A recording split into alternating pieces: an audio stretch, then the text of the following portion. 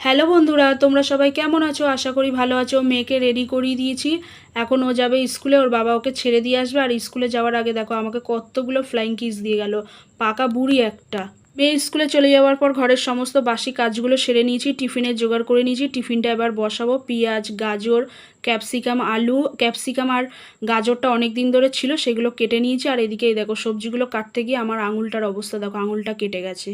আর আজকে আমি টিফিনে বানাবো চাউমিন। এদিকে চাউমিনটা সিদ্ধ বসিয়ে দিয়েছি, আর এদিকে আরেকটা কড়াই বসিয়ে দিয়েছি। তারপর দিয়ে দিলাম তেল, তারপর দিয়ে দিলাম সমস্ত সবজিগুলো ভাজা হয়ে যাওয়ার পর দিয়ে দিলাম ডিম। ডিমটা ভাজা হয়ে যাওয়ার পর সিদ্ধ করে রাখা চাউমিনটাও দিয়ে দিলাম। ব্যাস, আমার চাউমিন এখন রেডি হয়ে গেছে। টিফিন বানানোর পর আমি রেডি হয়ে বেরিয়ে পড়লাম মেয়েকে নিয়ে আসার জন্য। আর ওর বাবা ফোন করেছিল, যেই কাজটায় গেছিলো সেই কাজটা ওর বাবার তাড়াতাড়ি হয়ে গেছে, সেই জন্য আমাদেরকে নিতে আসছে। তা ওর বাবা আমাদেরকে নিতে এসেছিলো।